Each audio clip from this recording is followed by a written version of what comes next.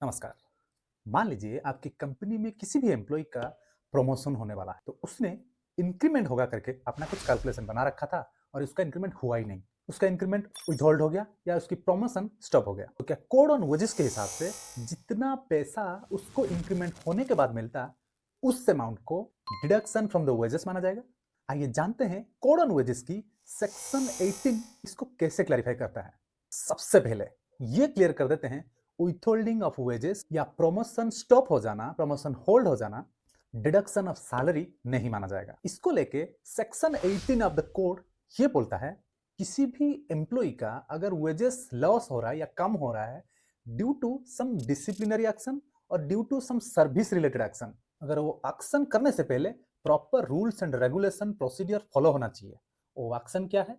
पहला, withholding of increment और stoppage of promotion. दूसरा, reduction to a lower post. इसका यह मतलब है कोई भी एम्प्लॉय एक सीनियर पोस्ट पे है, उसकी कुछ गलती के कारण कंपनी उसको पनिशमेंट दिया है और इसके चलते उसको जूनियर पोस्ट पे रिड्यूस कर दिया गया है। ऑब्वियसली उसकी वेजेस कम हो जाएगा, तो ये भी डिडक्शन नहीं माना जाएगा। और तीसरा है सस्पेंशन। अगर किसी भी एम्प्लॉय सस्पेंडेड है, उसी के कारण उसकी वेजेस कम आ रहे हैं, तो उसको डिडक्शन नहीं माना जाएगा। ये तीन कारण की वजह से एक एम्प्लॉय की या एक वर्कर की वेजेस कम हो रहे हैं, लेकिन लॉ के हिसाब से या वेज कोड के हिसाब से इसको डिडक्शन नहीं माना जाएगा। इसमें थोड़ा कॉमन सेंस लगाते हैं, थोड़ा लॉजिक लगाते हैं, ताकि आपकी कंसेप्ट फंडामेंटल क्लियर हो पाए। डिडक्शन का मतलब क्या है? डिडक्शन का सीधा सा मतलब है कि एक एम्प्लॉय का सैलरी से कुछ हिस्सा कम कर लेना या उठा लेना या काट लेना। और सैलरी मतलब या वेजेस मतलब एक एम्प्लॉय जिसको अर्न किया है, कुछ दिन काम करने के बाद या कुछ पर्टिकुलर सर्विस अपने एम्प्लॉयर को देने के बाद उसने वो सैलरी अर्न किया है। अगर वो सैलरी से कुछ हिस्सा काट लिया जाए या एम्प्लॉयर रख ले, उसको डिडक्शन माना जाता है। लेकिन इंक्रीमेंट, प्रमोशन एक पर्सपेक्टिव है, ये फ्यूचर में मिलने वाला चीज है, ये अभी तक एम्प्लॉय के हाथ में आया ही नहीं है।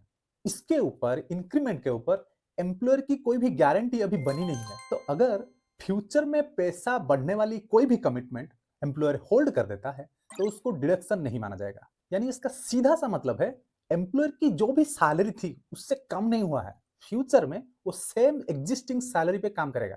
खाली उसकी जो फ्यूचर पॉसिबिलिटी है वो बंद हुआ है, लेकिन जो उसकी एग्जिस्टिंग सैलरी है वो अभी भी उसको मिल रहा है, उससे कम नहीं मिल रहा है। अगर उससे कम मिलता उसको डिडक्शन माना जाता।